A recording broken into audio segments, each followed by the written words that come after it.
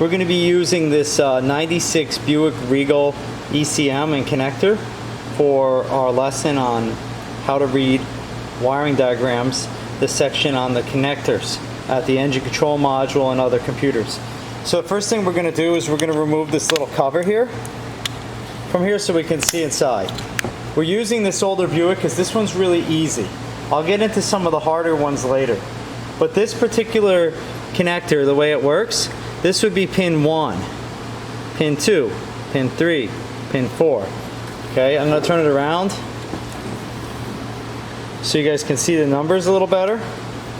And you'll see number 1, number 2, number 3, number 4, 5, 6, 7, 8, 9, 10, right? All the way up to 20 here. Then this side over here, it goes all the way from 21 to 40. The second row, 41 to 60. Then the third row, the fourth row, from 61 to 80. And you just count the pins out. Now, how does that apply to the diagrams? On the diagrams, you'll see that there's numbers on the diagram.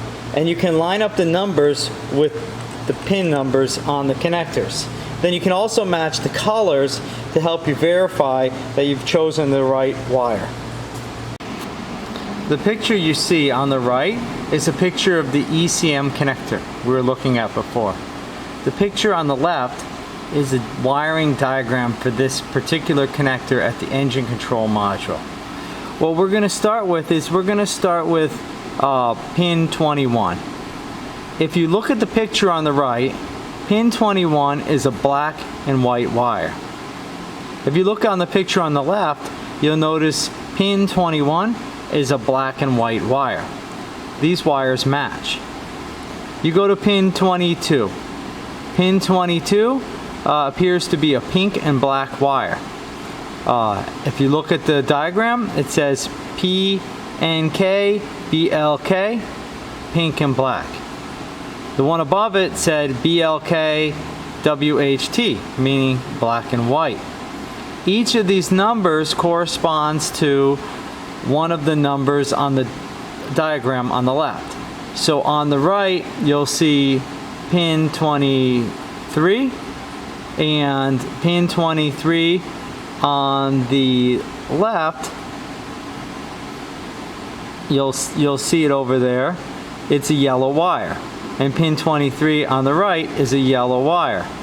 Pin 24 on the right, you'll notice, is a light green and black wire. You look on the diagram on the left, you'll see how it lines up. This is how you look at the connectors to determine what wires go where. You look at the numbers on the connector, and then you compare them to the numbers on the diagram, and that's how you read the diagram with the connector. Okay, so now that we've identified pin 1, pin 2, pin 3, pin 4, pin 5, 7, 8, 9, 10 on the connector. Okay, so 1 through 20, 21 through 40, 41 through 42, 61 through 80. Now what you do is you can also see the numbers on the ECM itself. So this would be pin 1, this would be pin 20. You can count them out. Pin 21, pin 40, pin 41, pin 60, pin 61, through pin 80. So that's how you would count out the pins on the ECM itself. Okay, so now we have the connectors figured out. Now we've got the back of the connector here. You notice you got 1, 2, 3, 4, 5, 6, 7, and then you have a wire. If you look at the other side, 1, 2, 3, 4, 5, 6, 7, and then you have a wire. So this wire here is this wire here, the brown and white wire. Over here we've got this green wire. Looks like it's just straight green. I don't see a stripe or anything on it. So the green wire is this one. This green wire here is this one. This wire here is this one. that one's that one. Then we have a couple spaces with no wires. You'll see a couple spaces with no wires. Then we have 1, 2 wires. 1, 2 wires. So that's how you test it on this side of the connector. Okay? You use this wire to figure out which pin to test, and then you probe through here with something gentle, okay, like a small pin or something. Don't poke big holes in these wires and mess these pins up, because you won't be happy. Now if you need to repair this connector, you can pry this plastic piece out here, and then you can pull each of these wires out individually.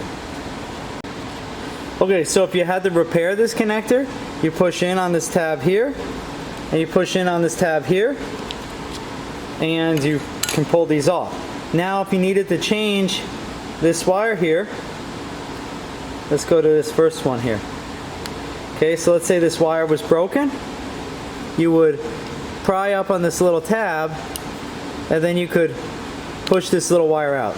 See how I pushed the wire out? And then you could fix or repair that wire. Okay, you got to push it all the way back through until it locks again. Now it's locked. Now we could put our little connector back on there, and our wiring harness is back together. And that's how you'd repair one of these wires in here.